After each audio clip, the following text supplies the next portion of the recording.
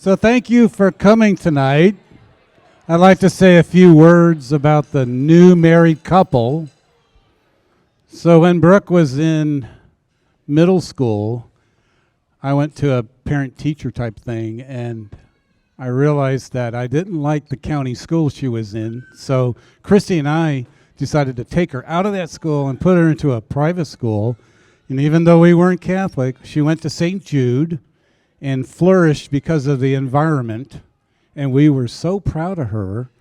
And little to my knowledge that she interacted with all the other students in such a nurturing environment. They created an award for her that never existed and gave it to her at graduation.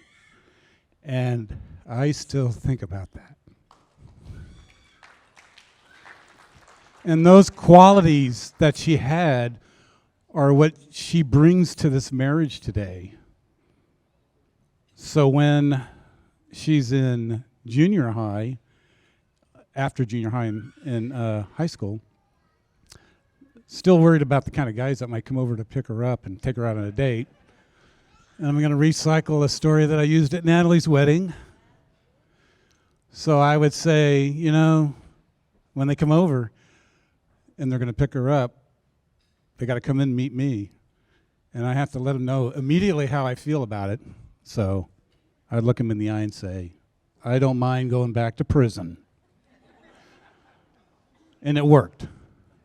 But that was for naught, because then as adult, I realized she had such high standards that went way and beyond me. And she was so particular that she was just, you're out, you're out, you're out. And then there came Mark. So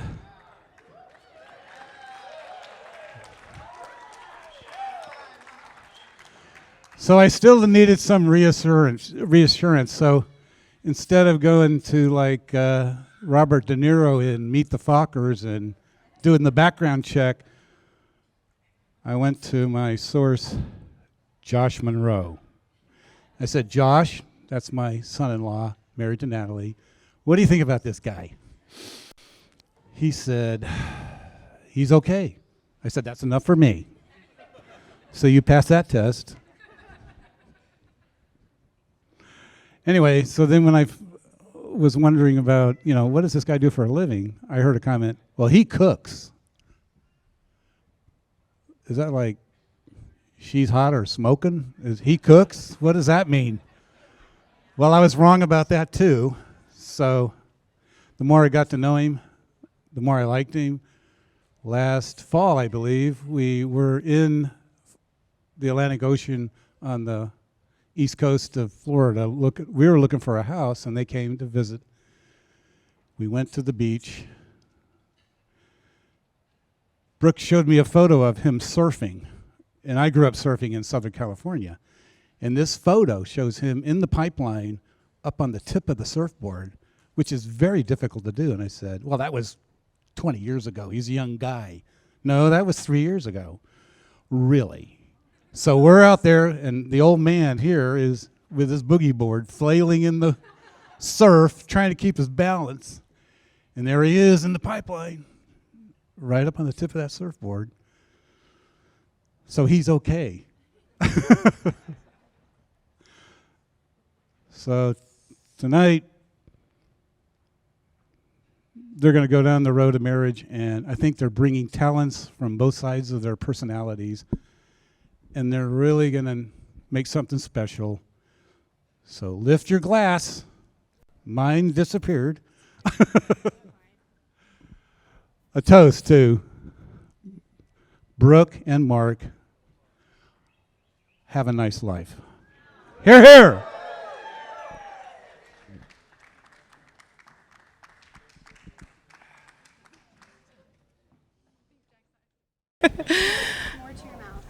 More to my mouth? Oh, okay. Hi, everyone. I'm Natalie. I'm Brooke's sister. My heart is beating in my chest right now. I don't do public speaking really well. As anyone knows, having a little sister, they are tattletales. Or if you ask Brooke, I'm the bossy older sister. But for example, my sister being the little tattletale that she is, growing up, her and Kayla, actually, where's Kayla? We would always go down to the beach, and one time on spring break, Brooke and Kayla ran and told my mom of how me and my friends snuck out of the house. She made you do it? Okay, sure. I don't think I spoke to you for weeks after that, but she was always the good voice of reason, always telling me not to get in trouble, always being the good little sister that she is, making sure I stayed in line. But now, I'll take the opportunity to tattle on you. I'll tattle and tell tales to everybody here of how huge of a heart you have. How you make every friend feel so warm and appreciated. You go the extra mile for every single friendship. I'll tattle about how you were my best friend, even though it didn't seem like it all the time growing up. You were my best friend. You were always the best student when we played school. You were the best fake judge for American Idol when we would sing and dance to Britney or Backstreet Boys, and I would make you pick me to win. You're the best friend to build sandcastles with, play in the pool, go shopping at the mall. But now you have a new best friend, Mark, the one who you're now going to tell all your secrets to, the one who you will turn to when you need help or you're sad. And I can't think of a better person to take on that role. Mark has been the biggest blessing to our family ever since I moved down to Pensacola and we forced you to move out of mom and dad's house to move down with us. And you told me you met this guy at the place you work, and I was like, all right, well, I gotta see for myself. Honestly, to see you just so happy and cared for and you're able to be fully yourself just makes me so happy. We love you, Mark. Welcome to the family. Welcome to the roller coaster. But even though you found your person, I'm still just a phone call or FaceTime away. And Mark, you can FaceTime us too if Brooke is being too mean. I just love you guys and your love, and just so happy to see you guys happy and together. So please raise your glass. Oh, shit.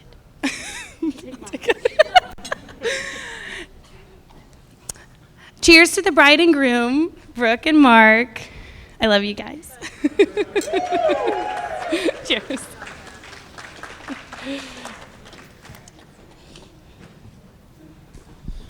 Hello, everyone. My name is Nate. I'm Mark's big brother.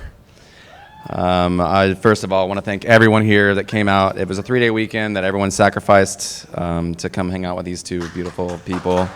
You guys are awesome. Like, thank you, because I know y'all had plans. We're like, dang it, it's their wedding.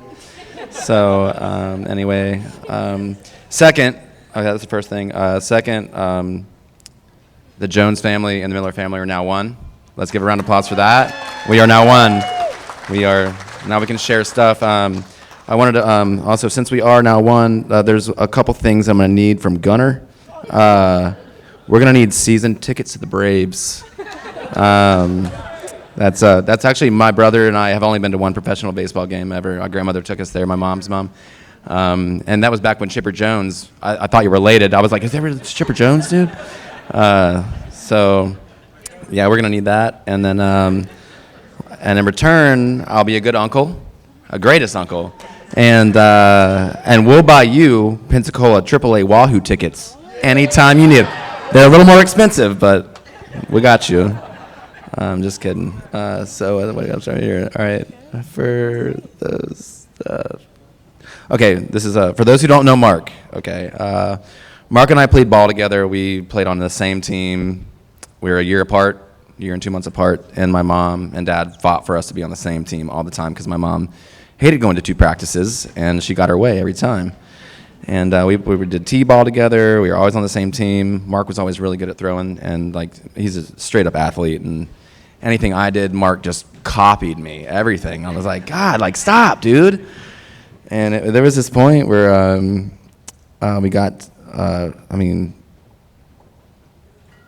to the point where Mark was just like, if he wasn't the best, he just fights to be the best. And he was always the smallest kid on the team, always like, you know, and I mean, it didn't matter if it was wrestling or baseball or whatever it was, he was going to fight to be the best. And I just look up to him as that. And like, I was bigger than him, man. He would sometimes, you know, we get in fights. I'm like, all right, that's enough, bro. Like, you win. And so then it goes, so Mark was one of the greatest pitchers I've ever, like, I was a catcher and third baseman. And so we were in the backyard and we would always play catch together. And Mark would throw these balls. I was like, what was that? It was so cool. I'm like, you need to throw that in the game. So he would do this thing, and I'd be like, 3 up, 3 down, Mark, 3 up, 3 down. And if Mark didn't get 3 up, 3 down, 3 batters up, 3 batters down, he would get mad, start throwing his glove off. I mean, he had a little attitude if he didn't win. And anyway, so there was this one point in high school, and Mark's like 140 pounds, playing these cornbread pace Milton dudes, and there Mark walks out to the mound. And I'm playing soccer at the time. I wasn't even in the league. And Mark was playing travel ball before that. And I just remember like him walking out, them laughing. Like the whole other team was laughing at Mark because he was like, you know, not as big as them. And those kids walked back to the dugout, one after the other, embarrassed. Like that kid just, I mean, he's like a no-hitter. Like no one could hit him. Like it's like one of the greatest pitchers. Like one of the greatest pitchers. Like it was awesome. Like just to watch this kid. And I'm like behind the, like I'm like behind the catcher. That's actually the catcher. I'm like throwing him signs. I'm like, inside, bro, inside. He's crowding the plate. But it was just, I just loved playing. And then soccer came along.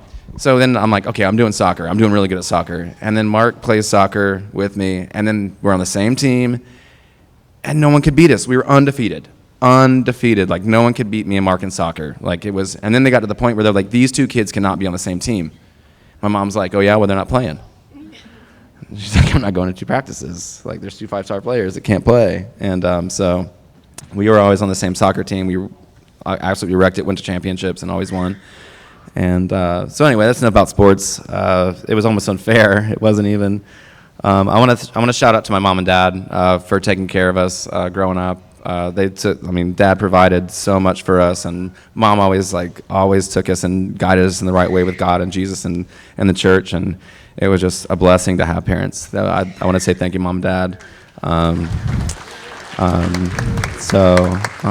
then let's see where I'm at. I kind of went on a tangent.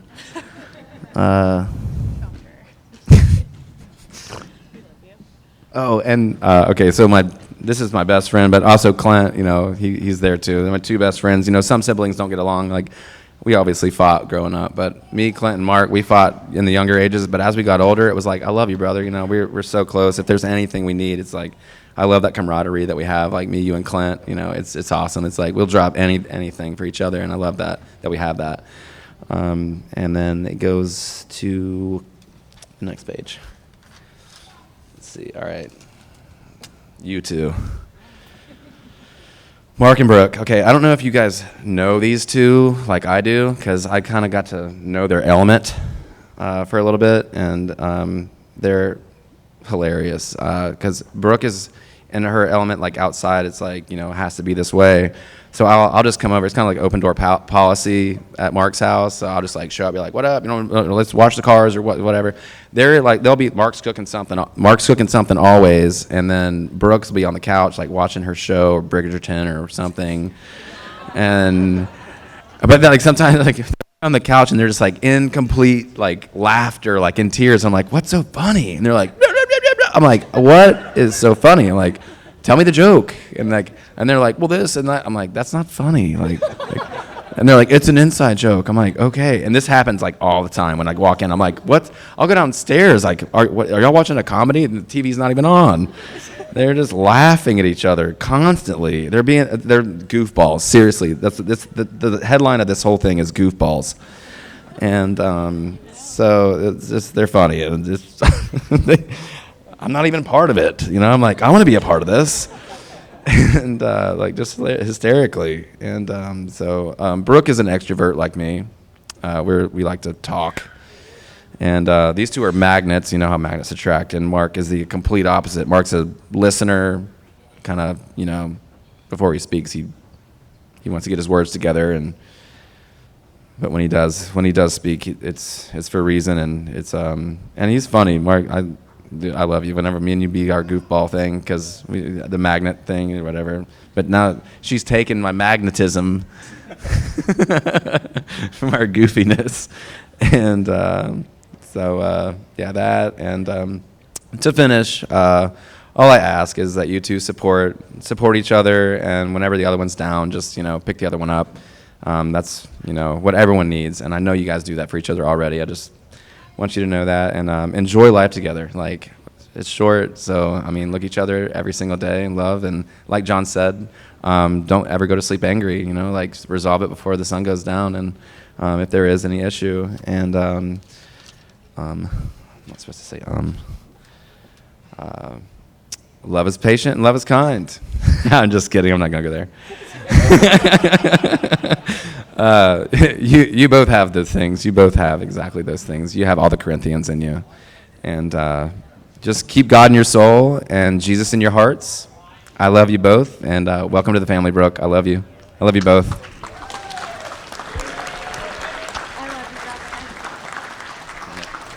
I don't know what this. Oh yeah. Sorry. I gotta do a toast. Forgot to do that.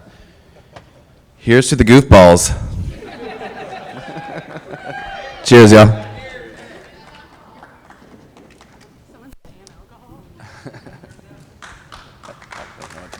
Yes.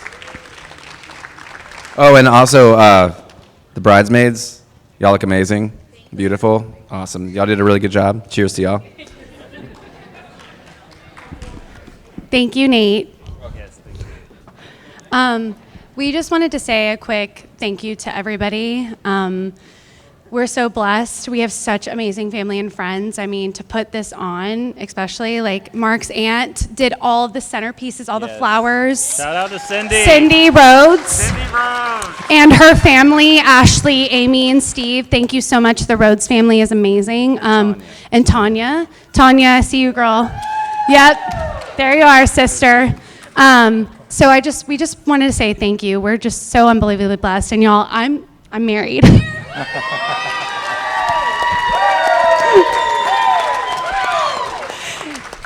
They said, oh, always a bridesmaid, never a bride. Not anymore. So I don't have to have the 7 dachshunds, maybe just 5, 4. 2 Dodsons. 2. 6 years from now. 2 from not a year from now. No. We'll get back to that. But we just want to say we love y'all, and I'll give it to my amazing husband to make sure he says something. Yeah, I just wanted to thank everybody for coming. Like Nate said, it's a Memorial Day weekend, so all the veterans here, thank you for your service. Okay, I'll start over.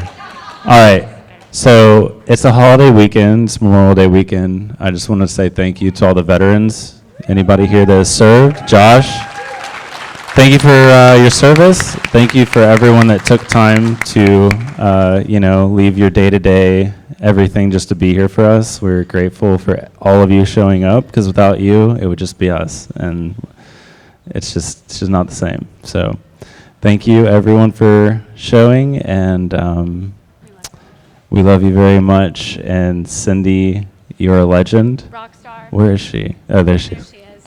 Okay. Just don't give her name out, she said. She's only doing it for family. Yeah, only special people. Yeah. But yeah, thank you very much. We are grateful to have you.